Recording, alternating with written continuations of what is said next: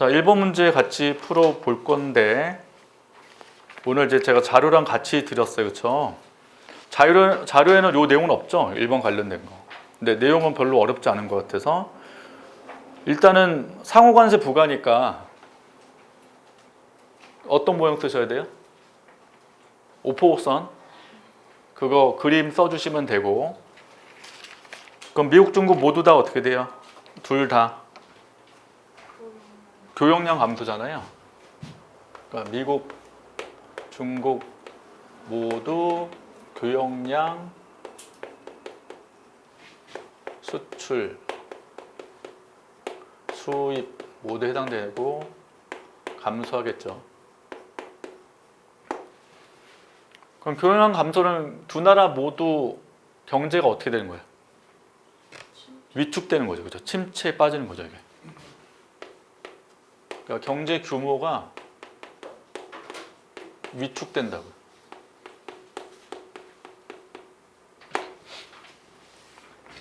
근데 물어보는 거 뭐예요, 지금? 물어보고 있는 거. 우리나라의 무역수잖아. 미국, 중국의 무역수준이 아니라. 그럼 우리가 무역수준이 가장 기본은 수출 수입을 얘기를 하셔야 될 거고.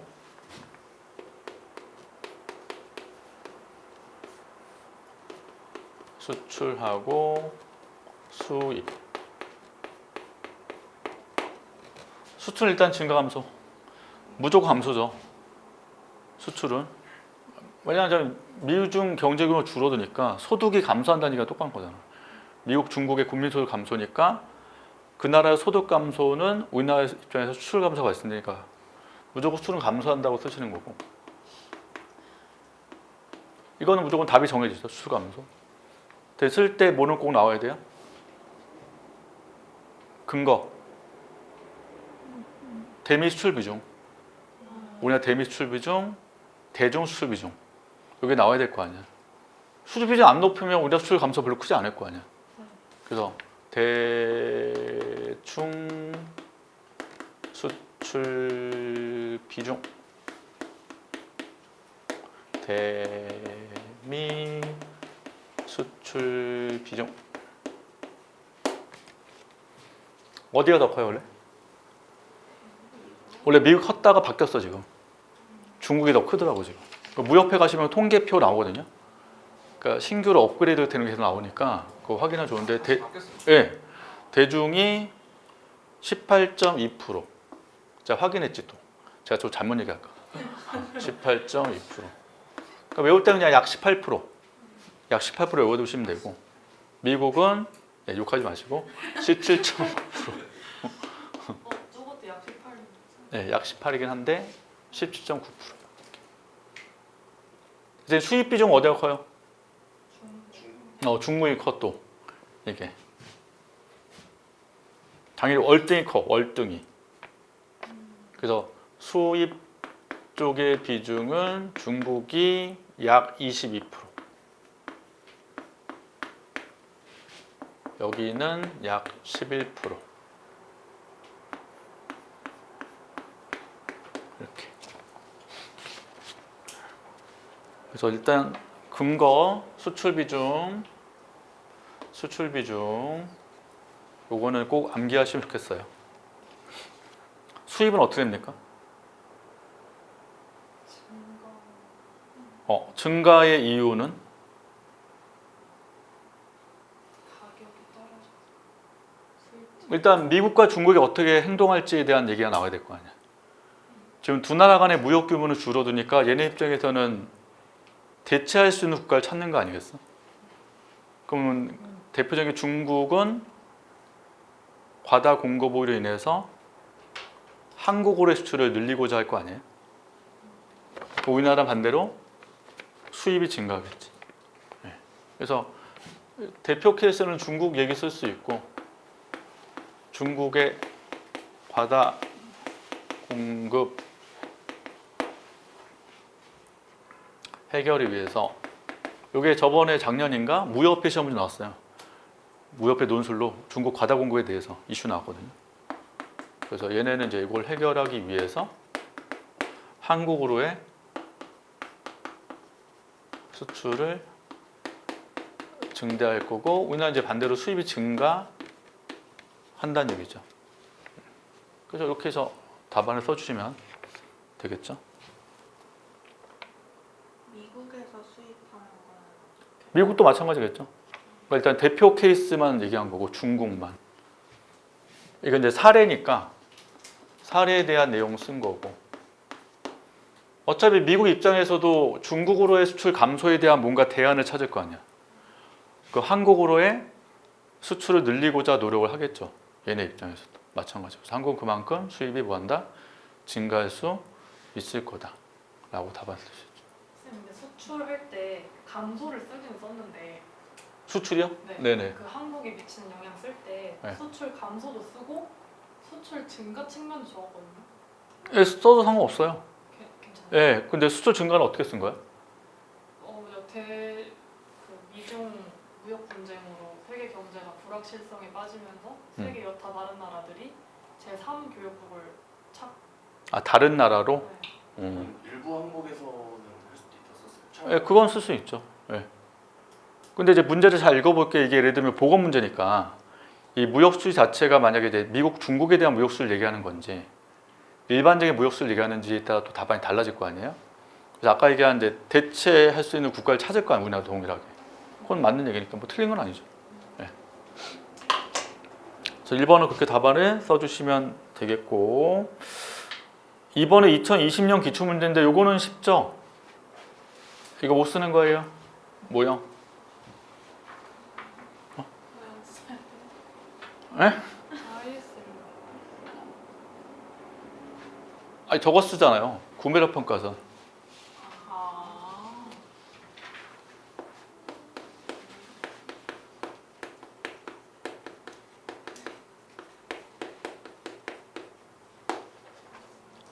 자, 절대 상대 기억나시죠? 절대는 식 뭐예요?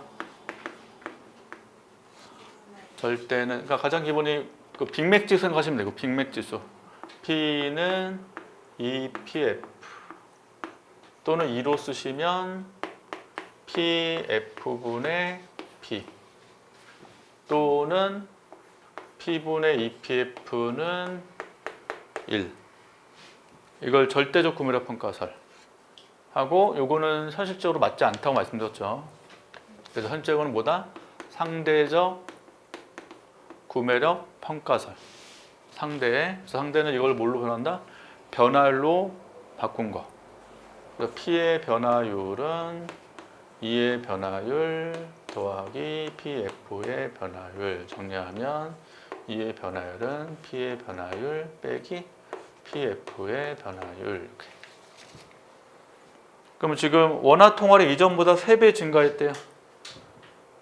그럼 여기 한국으로 모시고 여기 베트남으로 보면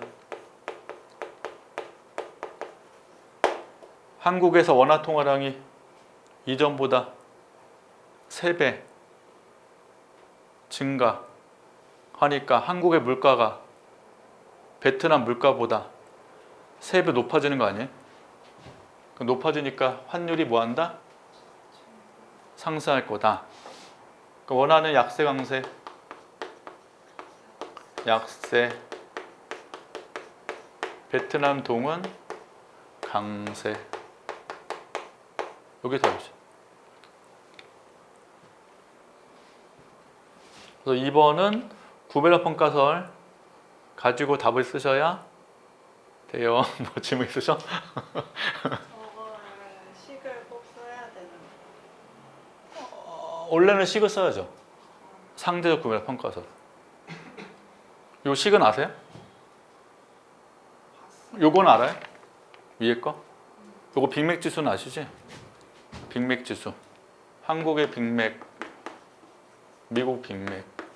한국 빅맥이 4,000원, 미국 빅맥이 2달러. 그러면 이게 차익거래로 인해서 차익거래가 0이 될 때까지 뭐가 이동한다? 햄버거가 날아다니는 거죠. 이게 햄버거 교육이잖아 지금 햄버거 빅맥 지수가. 그럼 둘이 뭐 한다? 같아질 때까지. 그럼 1달러 환율이 얼마가 돼요? 2,000원 된다. 여기에 명목 환율. 그러면 2달러에 2,000원 곱하기 뭐예요? EPF 4,000원. 4,000원. 이게 절대적 구매력 평가설. 근데 이런 게 말이 안 되잖아. 안 되니까 상대적이다 해서 여기 지금 숫자 1로 나온다는 거 아니에요? 가격이 똑같으니까. 그래서 상대는 이게 1이 나오는 게 아니라 비율로 나온다는 거야. 숫자 1이 되는 게 아니라 K. 예를 들면 2가 될 수도 있고 3이 될 수도 있을 거야. 그래서 이걸 상수로 정하는 게 말이 안 된다. 나온 게 상대적 구매가치. 이거 제가 뭘로 바꿔요? 변화율로 바꾼 거예요. 여기서 보세요, 여기. 요식에서 한국 물가 오르고 베트남 물가가 고정돼 있으면 환율 어떻게 돼? 올라가잖아. 그걸 만든 게 이 식이라고. 그래서 이게 변화를 만드는 게 이제 경제 수학에 나오는데 로그치에서 하는 거 로그. 그래서 로그는 어떻게 돼요? 곱하기가 더하기로 바뀌잖아요. 그죠? 그 로그 기본만 하시면 되게 편한데 1인당 GDP 개념 뭐예요? 인구 수분의 GDP 아니에요? 이렇게 이걸 변화율로 바꾸면 1인당 GDP의 변화율이니까 1인당 경제 성장률 되는 거고 는 이건 나누기 아니에요? 로고치 하면 빼기지. 그러면 GDP의 변화율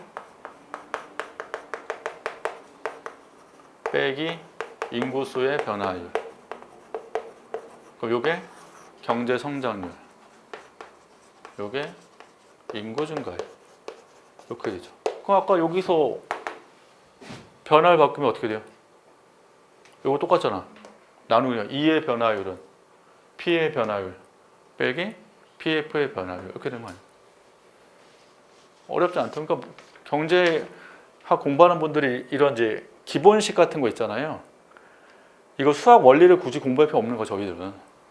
그래서 이런 기본 공식 그냥 활용해서만 하면 되기 때문에 막 수학 나온다고 너무 머리 아파하지 마시고 그냥 기본식만 알아두시면 그때 응용할 수 있죠. 이게 환율의 정의를 써서 이거를 그 답안을 전개하는 환율을 개념 잡아서 통화의 교환 비율이 그럼 이렇게 할 수 있겠지. 원화 통화량이 증가했다는 거는 통화 가치가 떨어진다는 거고 또는 이제 원화 통화 증가했다면 물가 상승되는 거 아니에요? 그럼 물가 상승됐다는 거는 화폐 구매력이 떨어진다는 거고 맞죠? 그러면 여기가 우리나라니까 원화 가치는 하락한다는 얘기고 원화가 떨어진다는 거는 환율이 올라간다는 얘기다. 이렇게 설명할 수도 있긴 하지. 이건 제가 풀어 설명하는 거고. 근데 원래는 여기로 가는 게 맞지. 이자율 평가서는 안 되죠. 근데 그 내용 쓰고 또 확대 통화 정책하는 건 한국 금리도 낮아지니까 그렇게 이자율 평가서도 추가해서 쓰는 게 안 돼. 원래는 안 되지. 왜? 원래는 요 이론으로만 가야지. 식 쓰려면 절대로 써야 되나 아니면 상대. 상대요? 상대만 원래 기억하는 거야. 상대적 구매력 평가서.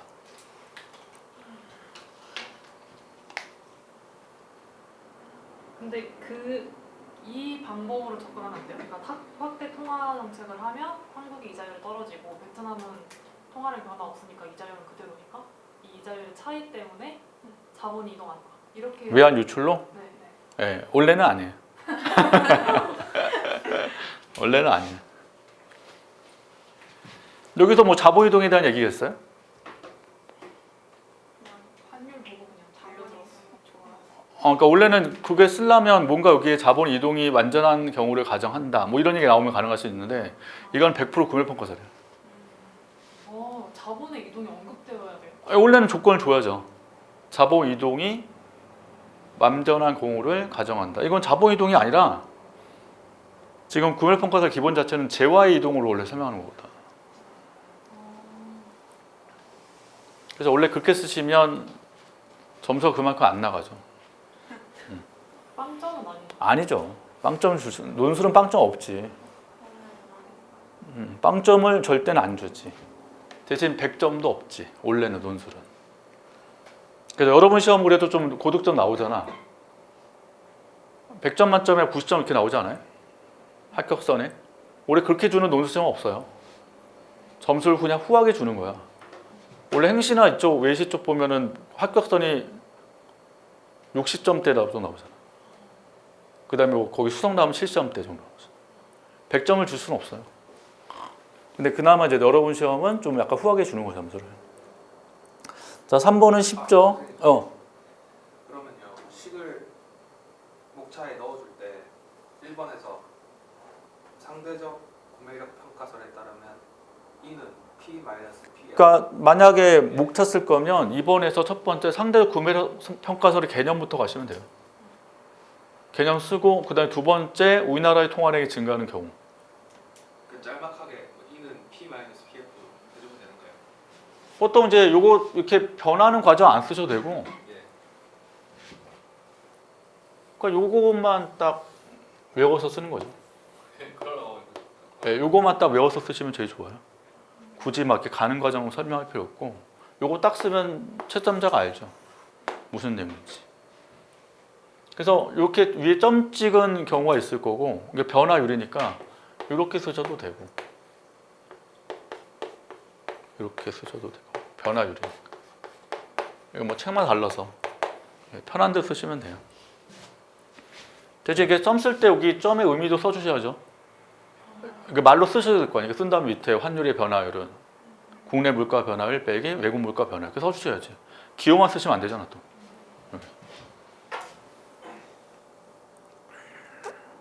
됐죠? 네. 3번은 모형 뭐뭐 쓸 거예요?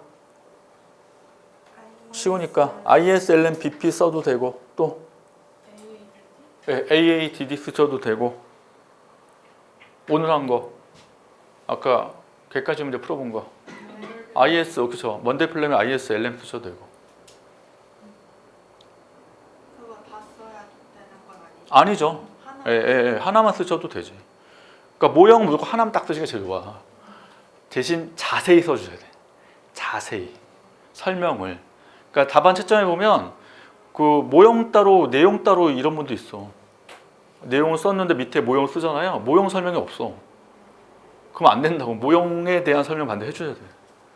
그래서 모형에 대한 뭐 어떤 모형이다 쓴 게 아니라 움직이는 왜 움직였고 왜 환율이 올라갔고 이게 설명이 있어야 되는데 없더라고 어떤 분들은 가끔씩. 그래서 그거 조심해서 모형 반드시 쓸 때는 모형에 대한 설명을 반드시 오른쪽에 써주셔라.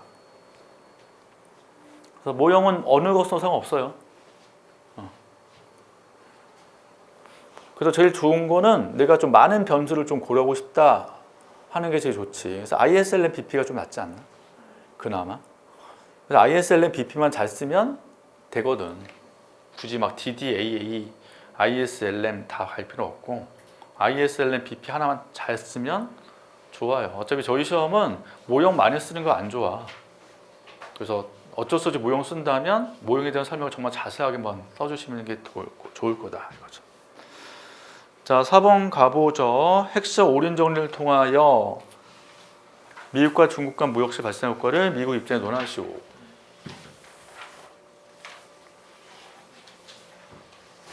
그럼 일단 가정 세우셔야죠. 미국은 어떤 국가? 자본 통보고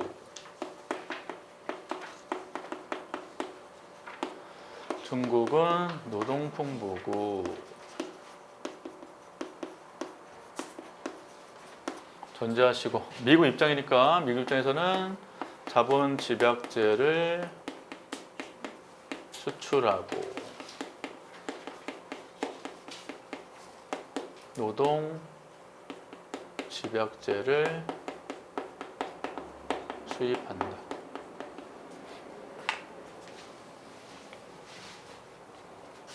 그럼 이때 자본시장은 어떻게 돼요? 초과 소요. 노동시장은 초과 공급. 이렇게. 따라서 R분의 W 어떻게 되고? 하락. R이 올라가고 서울 떨어지니까. 그러면 생산 어떻게 되고? 노동 집약 생산 하는 거죠. 즉 L분의 K가 어떻게 된다? 작아진다. 이렇게.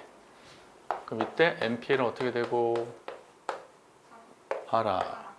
MPK는 증가. 따라서 MP의 감소에 따라서 P분의 W는 하락. 그럼 노동자는 손해보고 P분의 R 올라가니까 자본가는 이득 본다. 이게 스톨퍼, 사멜슨 정리. 이렇게. 됐어요? 네, 이렇게 쭉 한 번에 쭉 하셔야지. 저는. 아, 그러니까 이거는 소득 분배.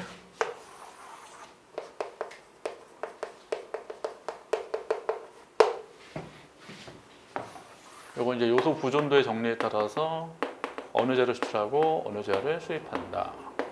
에 대한 내용. 이렇게 쭉 이렇게 정리해 주시면 되겠습니다. 선생님 혹시 어. 모형 그리면 안 돼요? 어떤 거? 생산가능 곡선 그리고 그래도 되죠? YJ 치우쳐서 이렇게 띡띡. 예. 이거야? 잘 그렸어? 아니요. 그림 이게 실수할 가능성이 커서 이거? 네네. 이거? 그럼 미국을 어디 적었어요? YJ 쪽이 치우쳐. 여기 자본집약제? 네네. 여기 미국? 네. 그래서 이거 이렇게 그려서 가신 거예요? 네. 이거 그려도 되죠? 근데 왜 안 그려지죠? 어? 무역 이전까지는 되는데 무역 이후부터. 여기는 됐고 네. 그 여기는 R분의 W가 어디가 더 커요? 미국 큰 거 아니야 미국?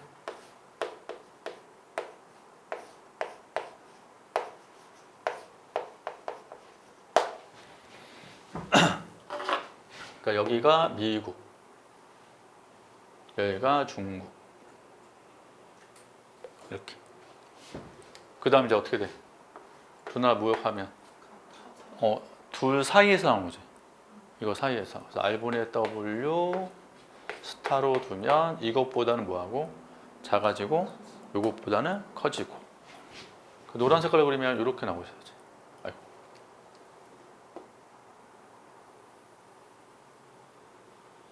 이렇게. 미국 생산점은 여기 A, 중국 생산점은 여기 B. 그리고 두 나라 붙여서는 다 공통적으로 원점으로 이렇게. 여기가 소비점. 그리고 무역삼각형. 무역삼각형. 이렇게 그리시는. 그러니까 실수가 되면 아예 안 그리는 게 좋은 거예요. 그리다 보면 이게 실수할 수 있으니까. 근데 미국 입장에서 그리면 되니까 그냥 미국만 그려도 되죠. 아예 그러니까 요것만. X를- 요것만, 요거 빼고, 요거 빼고 요것만.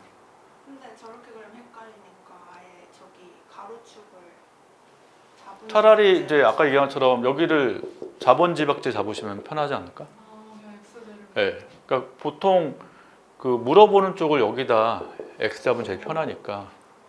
그러니까 하다 보니까 실수할 수 있어서. 후생곡선 그 아이 그게 이상하게 나오는 거예요. 이 모양이 네. 네. 제가 그 했을 때. 약간 틀어지나? 하다 보니까. 요- 네. 어차피 제출했을 거 아니야. 네. 예. 그러니까 이게 실수할 것 같으면 안 그리는 게 제일 좋고 말로만 가셔야죠. 연습을 좀 해보셔야 돼. 그래서 선생님 저는 4번을 딱 물어보는 것만 써줬거든요. 어떤 거요? 그러니까 이제 핵심 원리 정리를 통해서 미국 입장에서는요. 그래서 네. 저는 이제 그 위에 쓰신 것 중에 자본시장 초과 수요 해가지고 이제 이자율이 상승하고 요거 썼을 거 아니에요. 예예. 예, 그다음 요거 썼을 거고. 그때 뒤에 이제 콤보로 스톨프 사무에서 그건 안 썼거든요.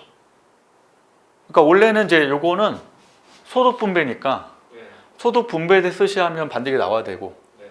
원래 소득 분배에 대한 내용이 없으면 오케이 여기까지만 가져도 상관없긴 한데 네. 보통 이제 공부하신 분들은 소득 분배까지는 다 아니까 여기까지 어떻게 쓸 수도 있죠. 대신 이제 배점 따라 다르니까.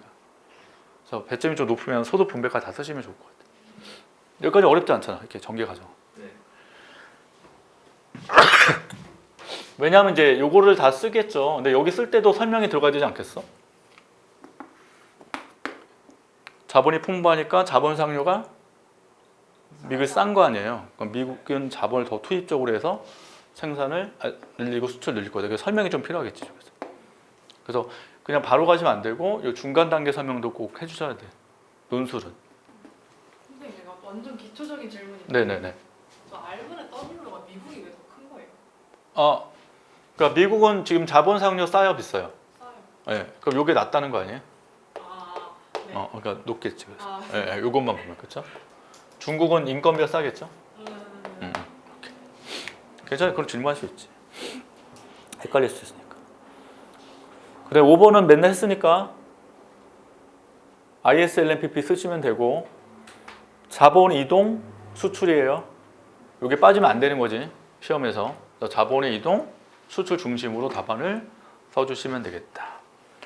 자, 오늘 드린 프린트 잠깐 보시면 첫 번째 뭐 있어요? 주제? 관세 정책. 요거는 지금 한국은행에서 발표한 거 자료를 제가 한번 정리해봤거든요. 한국은행에 나온 거. 요거는 만약 시험 문제 나오면 경로가 키워드, 경로. 그러니까 시험 문제가 만약에 미국 관세 정책에 우리나라에 미치는 영향을 쓰시오 이렇게 나올 수도 있잖아. 근데 요거는 키워드가 경로. 어떤 경로로 우리나라에 영향을 주는지에 대한 내용이에요. 어떤 경로. 그래서 경로란 말이 뜨면 한국은행에 있는 자료를 그대로 출제했구나 이렇게 하시면 될 것 같거든. 그래서 코타도 가끔 보면 그 타기관에 있는 자료를 그대로 쓰는 경우 있거든요. 그리고 기출문제 예전에 보세요. 삼성경제연구소에 있던 거 똑같은 적이 있었어. 나중에 저 찾았거든. 그걸. 그래서 한국은행에 있는 거니까 한번 볼게요. 자, 첫 번째 미국 관세 정책 현황을 일단 제가 정리했고 기본 관세 10%죠. 그 다음에 상호 관세는 우리나라가 지금 25%지만 15% 합의된다 했지만 아직 안 내려갔죠. 그래서 아직은 25%인 거고. 이유는 몇 프로? 이유는 지금 15% 내려갔잖아. 일본하고. 확정됐잖아. 이유하고 일본은 15%로 인하했고. 중국은 어제 기사 떴잖아요. 100%포인트를 올렸다며. 트럼프. 멋져요. 네.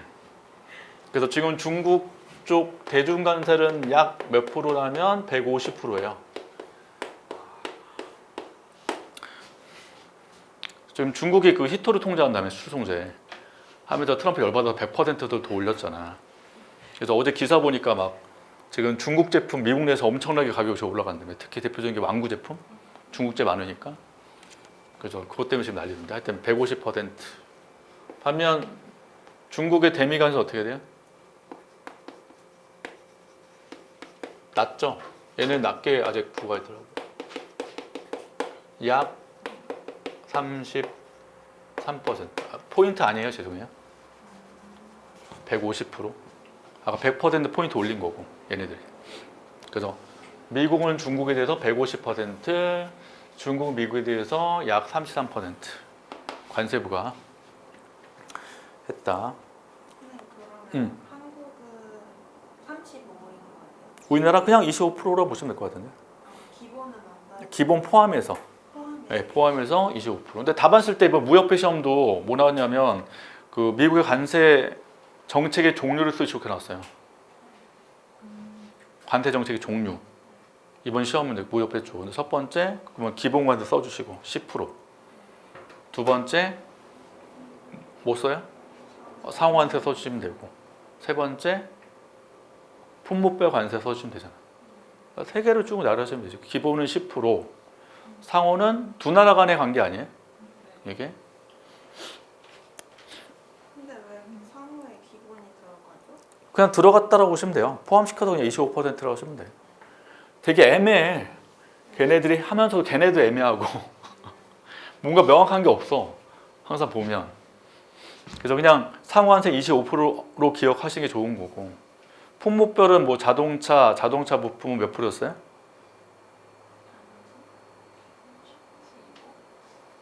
50% 알고 있는데. 바이오가 100%? 품목별은 또 다르잖아. 이거 다 외워야 돼요. 이게 알아두면 좋지. 어차피 쓸 때 그냥 개념보다는 개념도 쓰고 몇 % 부가도 알아두시면 좋잖아. 그렇죠? 그래서 그 현황 같은 거 요즘에 이슈니까 암기하시면 좋을 것 같고, 근데 이번에 전달 경로 키워드 3개네요. 첫 번째 무슨 경로? 무역 경로. 두 번째 금융 경로. 그러니까 금융시장에 대한 경로죠. 미치는 경로. 세 번째 불확실성 경로고, 네 번째는 그냥 물가야. 네 번째 그냥 물가에 미치는 영향 이렇게 돼 있죠. 그래서 가장 기본 무역 경로, 금융 경로, 불확실성의 경로 세 가지를 기억하시고, 마지막은 이제 우리나라의 물가에 미치는 영향 이렇게 목차 잡아두시면 될 것 같아요. 자, 무역 경로 보시면 거기 알아두실 게 감세 재정개혁 패키지 법제화 아시죠? 그거 알아두시면 좋잖아. 일단 미국 정부가 뭐 하니까 관세 부과로 관세 수입 얻죠. 이게 미국의 재정 수입이잖아.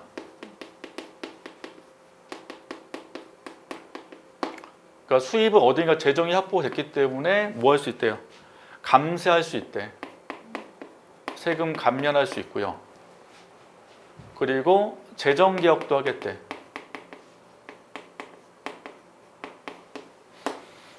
그래서 여기에 해당되는 게 지금 얘기한 바로 감세 얘기하시면 되고, 뭐 소득세 감면 나오던데. 감세.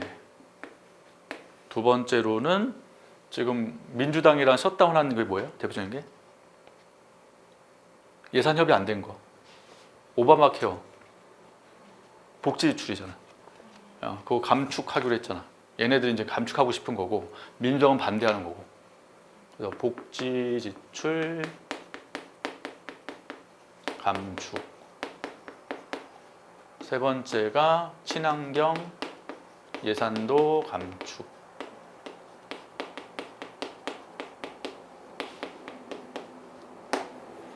네 번째가 미국 중심의 산업 정책.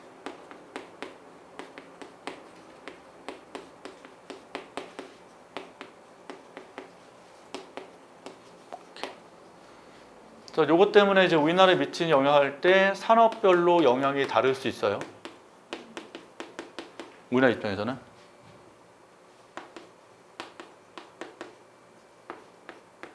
그럼 누가 피해봐요? 친환경 관련된 쪽이 피해볼 거 아니야. 그럼 가장 대표적인 게 전기차, 뭐 2차 전지, 배터리 이쪽이 피해볼 거 아니야.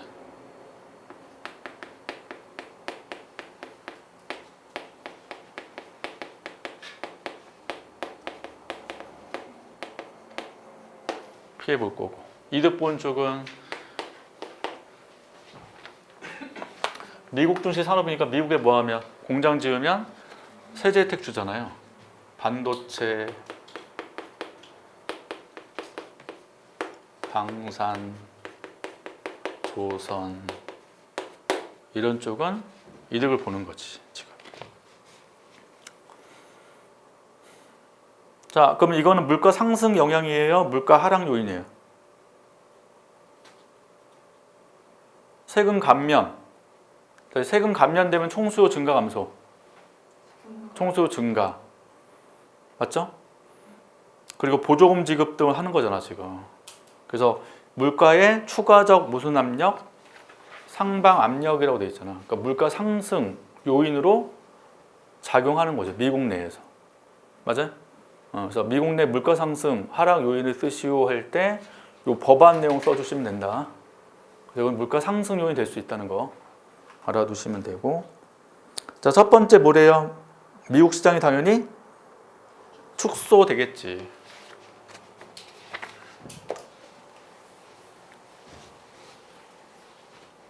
그러니까 한국 입장에서는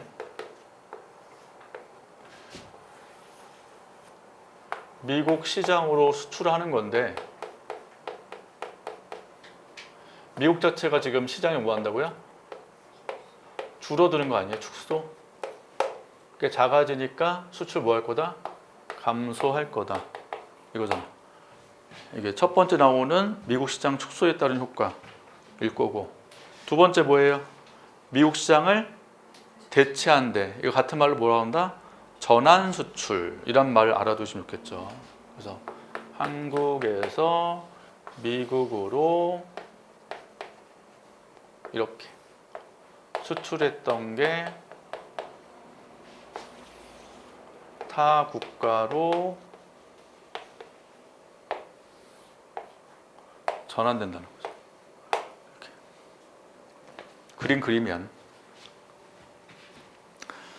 자, 세 번째, 여타국 시장 축소는 우리나라 입장에서 피해보는 거예요. 그 우리나라 특징은 중간재 수출이 많다는 거야, 한국이. 그러니까 중간재 수출과 관련된 피해. 그럼 한국이 주로 어디다 수출했어요? 중국으로 중간재를 수출했죠. 그럼 중국은 중간재 가공해서 최종재로 어디에? 미국에 수출하는 구조 아니야? 이렇게. 근데 미국 시장 축소되면 중국의 최종 수출 어떻게 되고? 줄어들고 우리나라도 중국으로의 중국 수출이 뭐한다? 줄어드는 얘기잖아. 이게.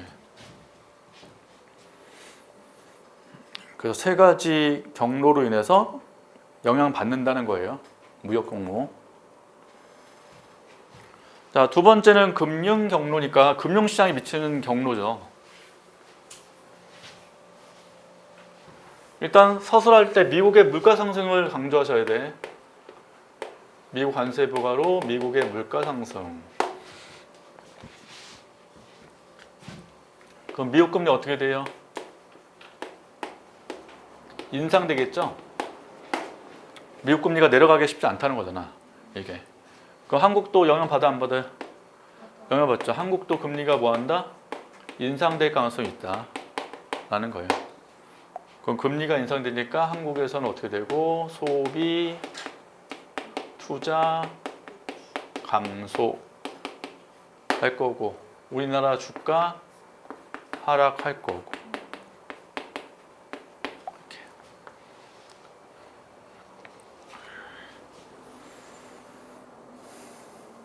이렇게. 이게 무슨 경로? 금융 경로.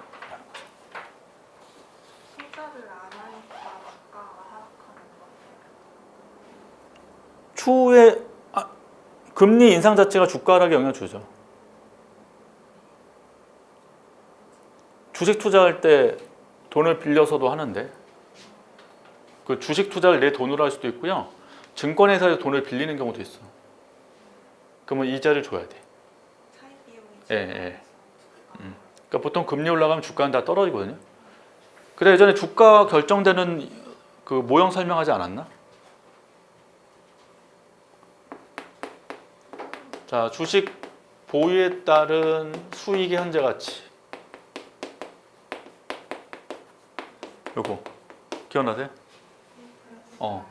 그래서 1 플러스 R에 배당금 이렇게 계속 가는 거. 그러면 요게 뭐랑 같다?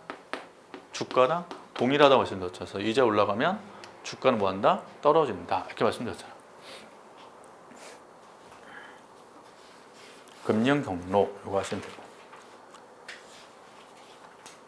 세 번째 무슨 경로? 불확실성의 경로. 일단 키워드 보시면 되죠. 우리나라 입장에서 투자 어떻게 돼요?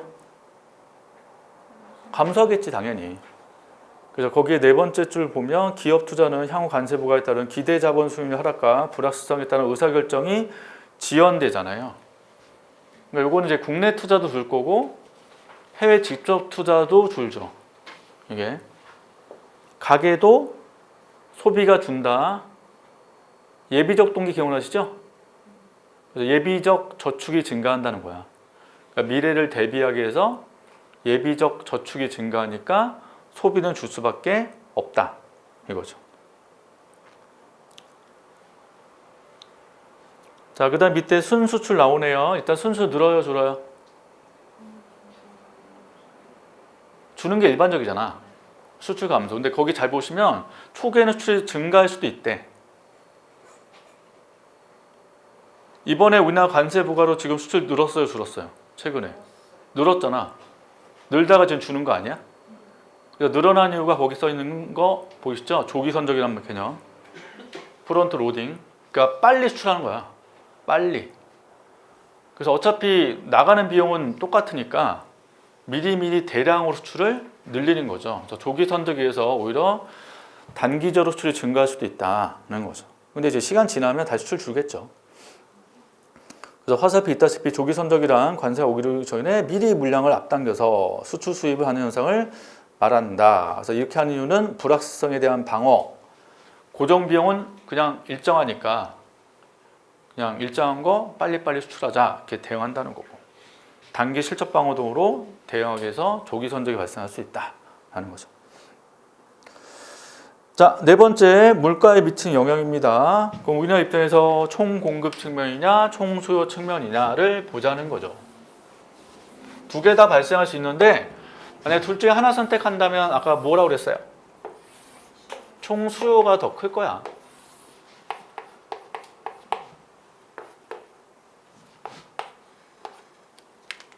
이게 더 클 것이다라고 대답을 하시면 되거든요. 총 수요. 어차피 수출이 뭐하니까? 줄어들 거니까. 그래서 첫 번째 보시면 인플레이션 축소잖아요.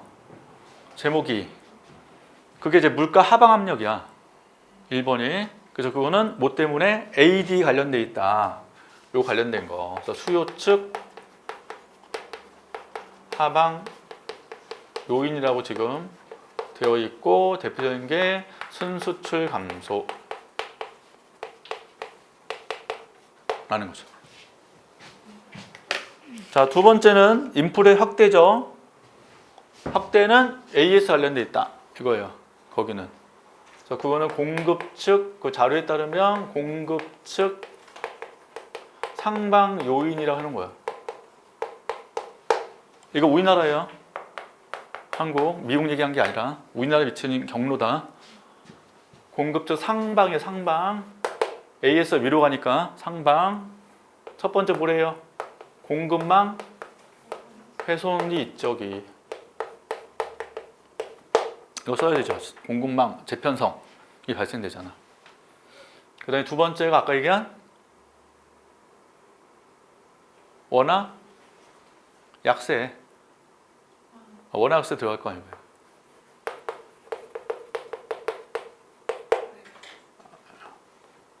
수출이 감소하니까 환율 상승 발생할 거 아니에요. 그럼 원화 약세잖아. 그래서 수입 원자재 가격 상승.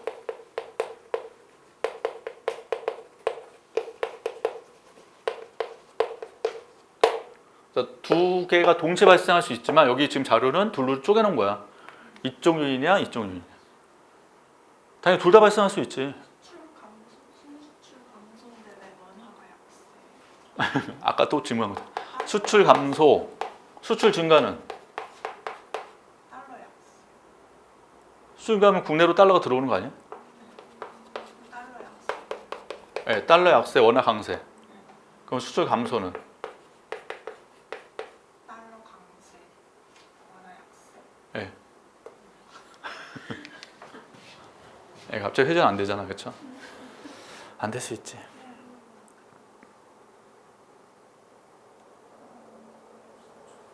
맞아요? 다시 일단 이제 답안 쓸 때 두 개 다 발생할 수 있는 거예요. 당연히 AS 왼쪽, AD 왼쪽 발생할 수 있는 거 아니에요. 근데 지금 여기 이제 이거 한군의 자료니까 한군에 발표한 거에 따르면 두 개 쪼갠 거야. 이쪽 요인과 이쪽 요인. 둘로 쪼갰고 어디가 더 클 거다? AD 쪽이 즉 수요 쪽 하방 요인이 더 클 것으로 예측된다라고 지금 얘기하고 있거든요. 그래서 밑에 단락 보시면 써 있죠. 마지막 단락 보시면 우리나라 미국 관세 주요 당사국과의 높은 무역 연관성 등을 감안할 때 미국 관세가 수요 측 마이너스 충격으로 작용하며 인플레이션 뭐할 거다? 낮출 것으로 예상된다. 이렇게 됐다. 그 다음 거기 인플레 확대 쪽에 써 있는 내용 그건 이해되시나요? 생산 낮아지면서 인플레이션 압력으로 작용할 수 있다.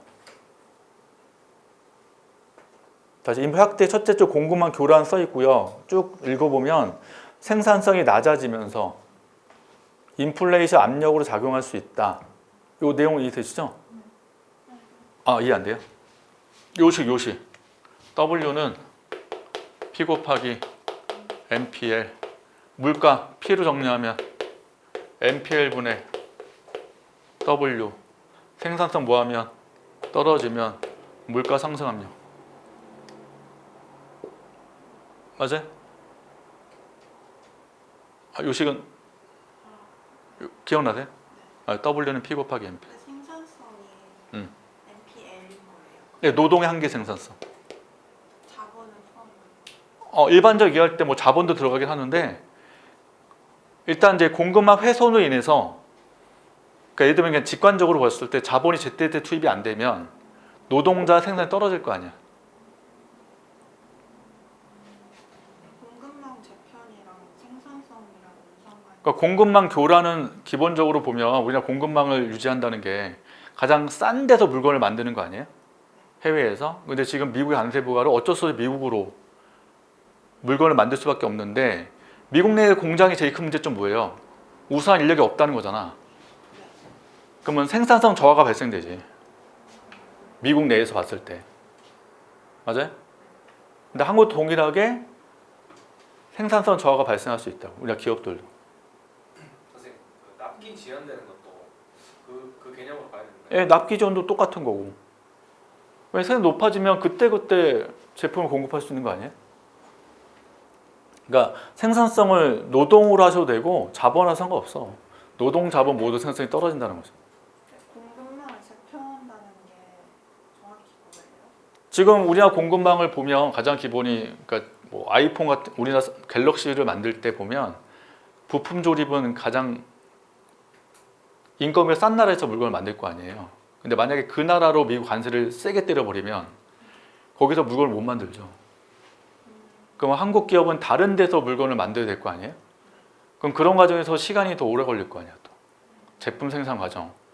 그리고 기존에 있었던 그 인력을 활용할 수는 없잖아요. 네, 그게 이제 공급망 교란, 공급망의 재편. 근데 이게 이제 비효율적으로 재편하는 거지. 관세 부과로 인해서.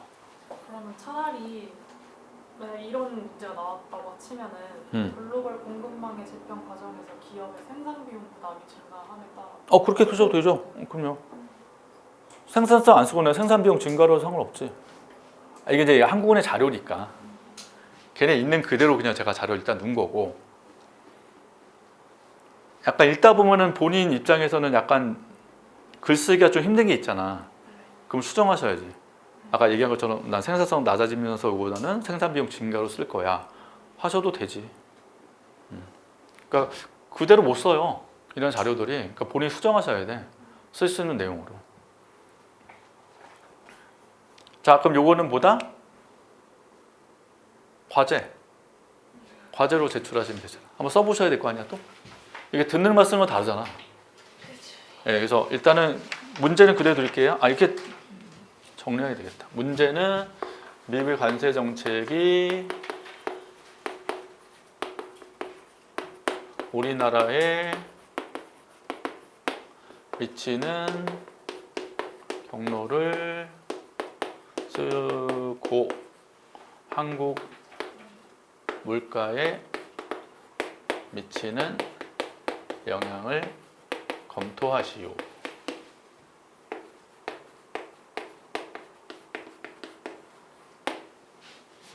그래서 이거는 과제로 드릴게. 몇 점짜리예요? 몇 점 원하시면? 50점. 두 개 합쳐서? 아니요, 하나. 하나? 너무 많이 있어요. 30? 너무 높지 않아요? 이게 30점, 요게 20점 드릴게. 요게 더 100점 드릴게. 네. 그럼 50점짜리 만점으로. 이거 과제. 선생님 저 질문. 네네. 그 물가에 미치는 영향에 미국 관세가 왜 원자재 가격 하락을? 어디요? 그 4페이지 4페이지?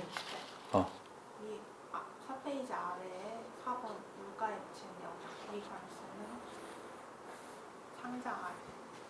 네, 바로 아래요. 네. 미국 관세는 뭐? 원자재 가격 하락을 왜 이끌어요? 교역량이 줄어드니까.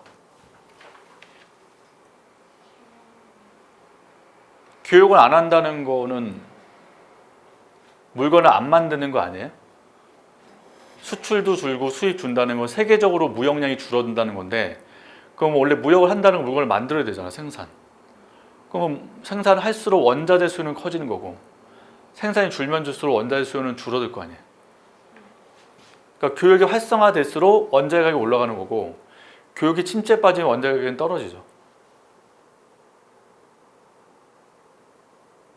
자, 만약에 이제 중국에서 철강 생산이 늘어난다. 그럼 철강 만들 때 뭐가 필요하냐? 원자재가 필요하다. 원자재라는 게 철강을 위한 원재가 있을 거 아니야. 철광석 이런 거. 그 원자재 수요가 커지니까 원자재 가격이 올라가는 거죠. 근데 만약에 철강 수를 못하면 철강을 못 만드니까 철광석 수요가 줄 거고 그 원자재 가격이 떨어질 거 아니에요. 맞지? 네. 아니, 그럼 이해돼요? 근데 이게 왜 수요치고 원자재 가격이? 아, 왜냐하면 원자재 수출하는 나라도 있을 거 아니야. 한국은 그러니까 중간재. 우리나라도 원자재를 만약에 이제 국제 원자재 가격이라고 일단 해놨잖아요. 그 한국도 원자재를 팔 수 있을 거 아니야? 세계 시장에서. 그 원자재 가격 떨어지면 원자재 수출액이 늘어요, 줄어요? 줄죠. 수출액이 줄 거 아니야. 네. 그러면 당연히 총수요가 줄죠. 근데 원자재랑 중간재랑 다른 거죠? 다르죠. 철강은 중간재고, 예를 들면 철광석은 원자재고. 그러면 한국 물가에 미치는 영향으로 써야 되니까 그냥 중간재 가격 하락한다라고 써도 돼요?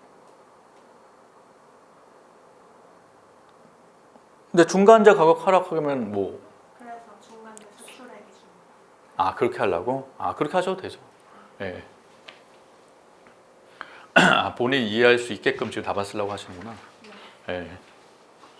예, 질문 잘하셨어. 왜냐면 이제 이게 한국에 있는 자료니까 일단 그대로 그냥 넣어놨거든. 제가 일단 정리는 좀 했지만 읽다 보면 좀 약간 언밸런스한 게 있을 거예요. 쓰기가 좀 불편한 게 있으면 본인 나름대로 좀 수정하시면 좋을 것 같아요. 자, 됐어요? 여기까지 일단? 네, 표정이 초췌해요. 네. 자, 그 다음에 그 주제 8 한번 보시면 그 1번 있잖아. 국가 간 자본 이동이 자유롭다면 국내 투자 어떤 관계를 가져야 하는가? 이거 질문 찾았어요? 자본 이동. 주제가 자본 이동으로 되어 있는 거. 다 자본이동인데. 그래? 주제 8로 안 돼 있고? 주제 번호 안 나와. 아, 없어요 또? 한국의 경우 자유. 한국의 경우 자본의 이동이 자유롭다. 이 질문. 거기 1번 있죠. 국가 간 자본 이동이 자유롭다면 국내 투자 어떤 관계를 가져야 하는가? 이거 있잖아요. 이게 이제 코트라 시험 문제 나왔었거든. 기출로.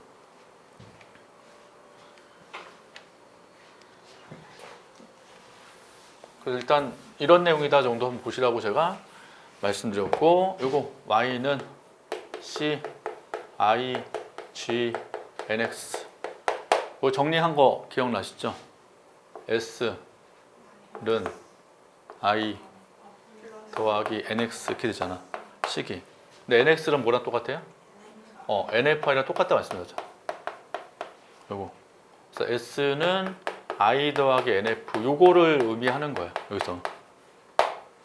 그러면 지금 자본 이동이 자유롭다면 그럼 요게 있다는 거 없다는 거야? 요게 있다는 거잖아.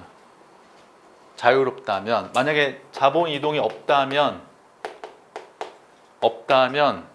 NFI는 얼마? 0이란 얘기잖아. 그러면 S하고 I가 같아야죠. 그럼 이거예요. 만약에 폐쇄경제야. 폐쇄경제라면 국내에 투자할 때 뭐 가지고만 해야 돼요? 국내 저축 가지고만 가능하다는 거야. 이 내용이. 근데 만약 자본이 자유롭다면 이게 높다면 S랑 I랑 같을 필요 있다 없다? 없다는 거야. 즉 투자하기 위해서 꼭 국내 저축 가지고 할 필요 없잖아. 외국 자본을 활용하면 되니까. 지금 그 내용이라고 얘기해. 이해되세요? 요게 시험 문제로 나왔다. 그냥 답은 국내 투자와 저축이 가격. 지금 자유롭다면이잖아. 여기서 자유롭다면 국내 투자와 국내 저축은 서로 상관관계가 없다야. 관계가 없다. 그렇잖아요? 이게 100이라고 그냥 써놓으면 100, 0대도 되는 거 아니야? 상관없다. 이게 나왔어요. 예, 예전에 기출문제 나온 적 있었지. 이런 거 너무 당황스럽겠다. 당황스럽지. 이거 왜 냈는지 모르겠어. 국제경제학이 약간 깊숙한 부분은 시험 문제 낸 적이 있어. 네? 아 방백인데? 독백이 아니었어요? 방백이었어. 저한테 들으라고 한 것 같아. 하여튼 이거 왜 냈는지 모르겠어요. 하여튼. 국제경제학이 하여튼 깊숙이 책에 다 있지 않고요. 이상한 부분에서 뽑아내서 시험 냈더라. 그러니까 이게 이제 복불복이라는 시험에서. 일반계열에서 너무 네? 일반계열에서 나온 거죠. 아, 일반이었던 것 같아요. 일반. 근데 누가 그러는데 네. 한번 약간 어문계가 쉽고 일반계가 어려웠으면 다음에는 아, 꼭 그렇지는 않아요. 꼭 그렇지는 않아요. 그래요. 그러니까 보통 이제 어문 준비하는 분이나 이공 준비하는 분들이 자기네들은 쉽게 나올 거다 해서 준비하시면 안 되고 똑같게 준비를 해야 된다는 얘기고. 그러니까 이번에 일반이 어려웠으니까 다음에 쉽다는 보장은 없어요. 그래요. 아, 안 그래요. 왠지 어문이 어렵게 나올 것 같아요. 아, 그건 상관없어요. 근데 작년에 약간 너무 쉬웠잖아. 어문이. 예, 이번에 시험이 너무 쉬워서 그렇게는 안 낼 것 같다는 생각이 드는 것 뿐이지. 너무 황당하게 쉽게 나왔잖아. 여기 이제 다른 어문은 계셨지만 시험장이 되게 당황했다는 거 아니야, 시험 봤을 때. 함정이 아닐까. 이렇게. 그럴 수 있지. 너무 황당하게 시험 문제 나와서. 오히려 그런 문제 보면 더 못 풀 수 있죠. 보니 갑자기 뇌가 정지될 수 있잖아요. 예. 시험에서 이게 함정에 대한 생각이 들면 이게 다르게 써야 되지 않을까라는 고민이 드니까. 이게 약간 그래서 문제를 공개된다니까, 공기업들이. 공개 안 하니까 문제 막 내는 거야. 제가 보기에는.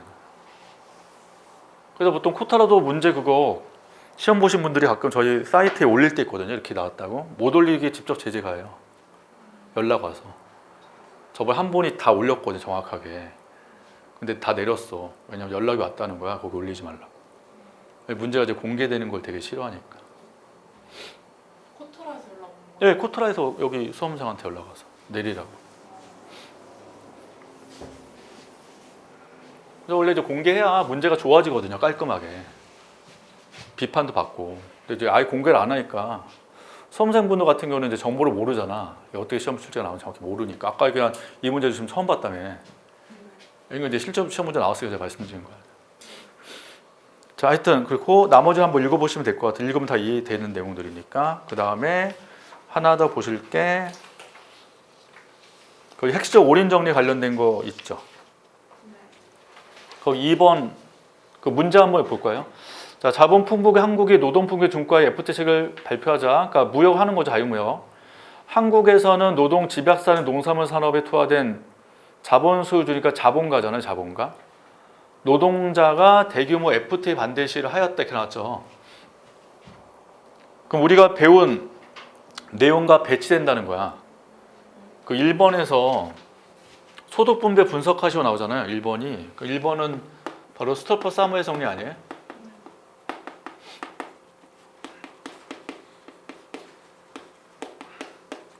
그럼 누가 이득 봐요?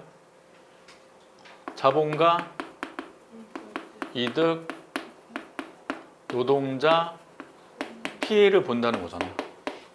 이렇게. 이거는 산업 상관없죠. 모든 산업에서 이거잖아요. 근데 지금 문제 지문에는 누가 반대시? 자본가가 반대 시위했다는 거잖아. 그 문제에서.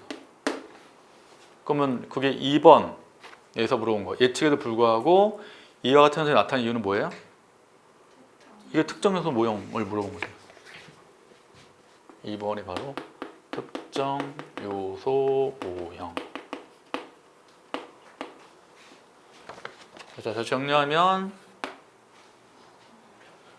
지금 노동 집약 산업, 농산물 산업 있을 거고 농산물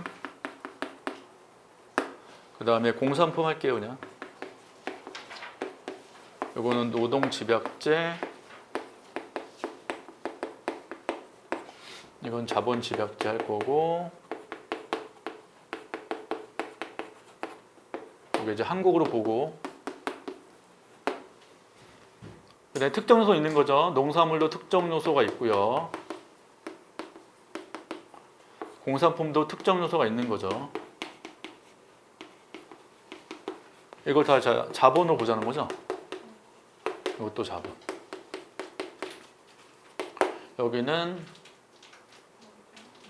유동 요소라 보통 쓰고 여기 노동 요소 노동 이렇게. 그럼 이제 뭐가 이동해요? 노동이 이동한다 말씀드렸지. 이쪽으로. 왜냐 한국은 자본품과 자본 집약제 공산품을 생산 수출하니까 노동이 이쪽으로 이동할 거고. 그럼 여기 있는 특정 요소 MPK는 증가 감소 증가하는 거죠.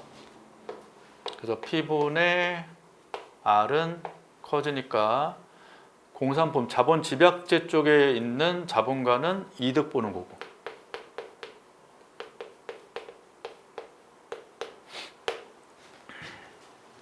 여기는 MPK가 떨어지니까 P분의 R은 떨어져서 자본가가 피해를 얻는 거죠. 이렇게. 그래서 이분들이 지금 피해를 입으니까 시위하는 거 아니에요? 맞는 거죠, 특정 노동을. 대신 노동은 어떻게 될까요?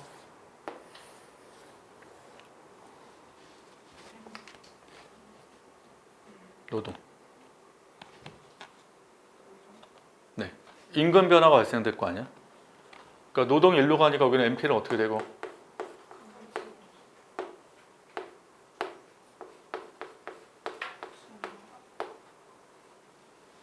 근데 왜 시위하지? 네? 근데 왜 노동자도 시위해? 이게 뭐냐면 노동 쪽은 분석이 어려워. 그러니까 노동은 불확실해. 설명이. 이쪽은. 그러니까 특정 요소의 핵심은 원래 요거만 설명을 정확하거든요. 특정 요소 쪽만. 노동 쪽은 보시면 MP만 딱 보면 반대로 변하지 않아요? 이게. 그래서 실질로 보면 이게 P분의 W가 올라가는 거고 그럼 P분의 W가 떨어져야 되는 거 아니에요? 그래서 이게 반대로 변하기 때문에 알 수 없다. 원래 노동 쪽은. 그러니까 특정 요소 모형의 핵심은 특정 요소에 대해서만 명확하게 분석을 설명할 수 있는 거고 노동에 대한 설명은 불확실해. 답안 쓸 때 그런 언급 자체를 안 해도 돼. 원래 안 하는 게 좋은 거예요. 그냥 특정 요소 쪽만 설명하고 노동 쪽에 대한 분석할 때는 이제 약간 뭐가 어려워지냐면 이때 두 개로 분석하고 명목 임금에 대한 분석이 있고요. 실질 임금에 대한 분석이 또 나눠지고 있기 때문에 굳이 건들지 마시라고. 그래서 노동에 대한 분석은 아예 말도 하지 마시고 특정 요소 쪽만 하는 게 제일 좋아요. 이거 깔끔하게 딱 떨어지잖아요. 이거는. 이거 또 그림을 그려봐야 돼. 이쪽은 또. 그래서 안 하는 게 좋다. 그래서 오늘 그 그림 있잖아. 네. 그림을 보시면 네? 죄송해요. 아 방백? 독백? 그림만 잠깐 설명드리면 거기 약간 내용 오타가 좀 있어서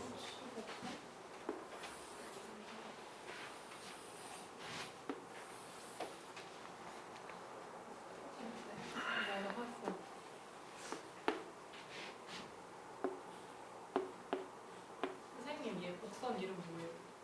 어떤 곡선이요? 얘요. 이 모형? 네. 이 모형은 별도 이름이 있는데 까먹었다. 로렌츠 아니죠? 아니에요. 로렌츠는 아니지. 로렌츠는 소득 분배 쪽이고. 비슷하게 생겼어. 아니에요. 이게 별도 이름인데 약간 일반적 쓰는 이름은 아니고 원래 이제 VMPL 있잖아요. VMPL 아시죠? P 곱하기 MPL 요게. 그래서 여기 X 쪽에 대한 거 여기는 Y 쪽에 대한 거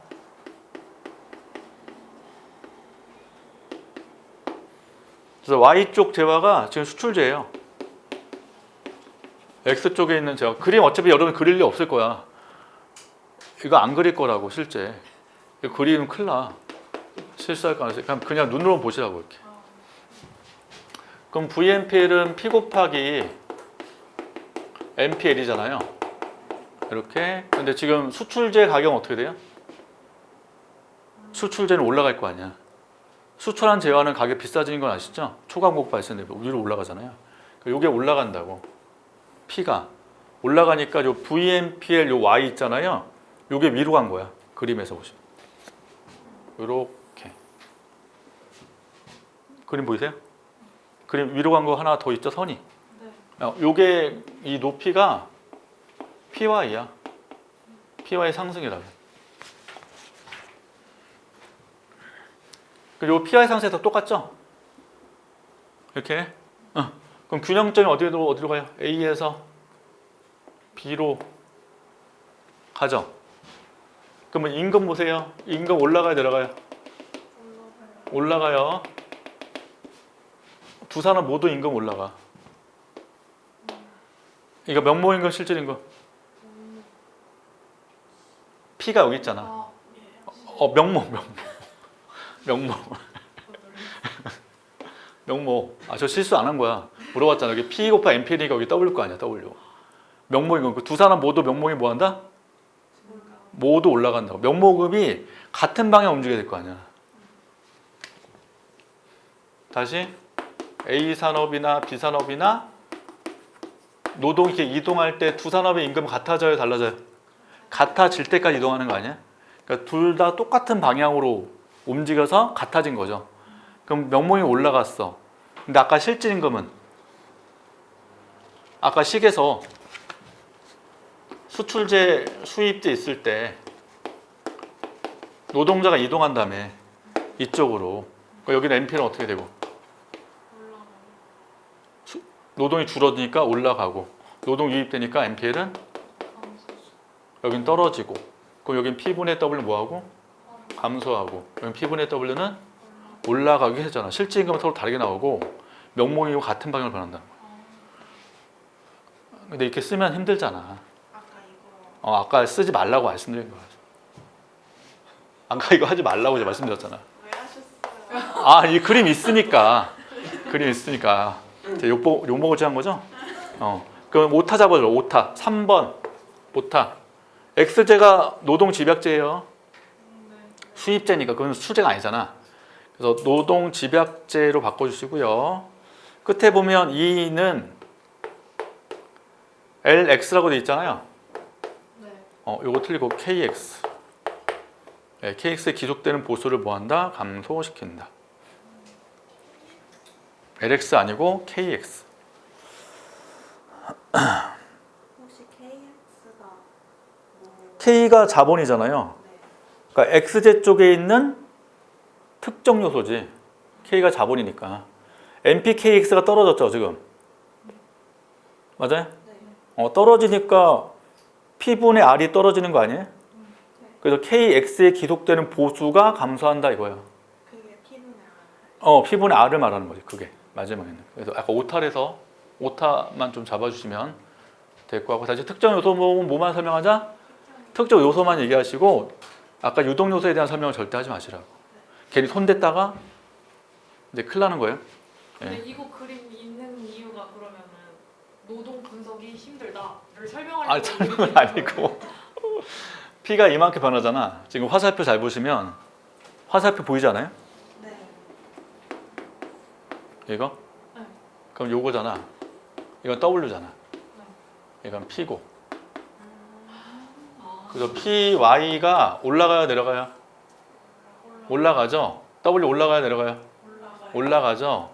PY가 더 많이 올라갔다는 걸 설명하는 거야. 그러면 실질임금은 어떻게 돼요? 떨어지는 거지. 그럼 저거 그냥 그리고 설명 가능. 요거 수출제 요거가 떨어진다고 설명하는 거야. 요거를 그림으로 보여준 거야. 요 내용을. 네. 죄송해요. 괜히 또 설명해서. 있어서 나중에 질문하시고. 네. 원래 이제 그림 보여주는 게 명확하게 보여주기 위해서 하는 거잖아. 근데 이게 여러분 쓸 수 있냐가 중요한 거 아니에요? 내가 못 쓰면 그냥 제거하셔야 돼. 그러니까 항상 답안은 공부하는 거 다 쓸 수 없거든. 그래서 내가 소화 안 되면 그냥 가만히 버리셔야 돼. 그게 합격의 지름길이니까 다 내가 쓰겠다라고 절대 하지 마시라고. 소화할 수 있는 부분만. 이름 기억났어요. 푸즈네츠. 아니. 그거는 에지워스. 요거는 에지워스. 처음 본 쿠츠네츠 U자 가설이 있고 쿠츠네츠 관련된 뭐 소비함수 검증도 있고 이건 에지워스. 에지워스. 아 에지워스. 음. 피트니스 뭐지? 이거는 에지워스. 박스. 아, 박스는 하니까 알겠다. 박스. 근데 아까 그 그림은 따로 이렇게 특별한 이름이 없어서 모르셔도 될 것 같아요. 쌤, 근데 막 이런 그림 그리다가 틀리면 그냥 틀리는 거예요? 아니 틀리진 않는데 이게 첫인상이잖아. 아, 이게 잘 모르면서 하는 거니까 차라리 그림이 좀 약간 본인이 불안전하면 아예 손을 안 대는 게 좋다. 근데 그림도 연습을 해보셔야 된다니까. 그래서 직접 안 그리면 실수 많이 하는 거고 저 같은 경우는 계속 그리잖아 칠판에. 저는 실수를 덜 하는 거지. 계속 그리니까. 근데 여러분들은 눈으로만 보시잖아. 가끔. 근데 그걸 진짜 시험 나가서 그때 그리면 실수를 많이 하신다. 그래서 좀 조심하시면 좋을 것 같아요. 그림죠. 자 됐죠? 네. 오늘 이 정도까지 마무리하고 이번 주 과제 그거 제출해 주시면 될 것 같아요.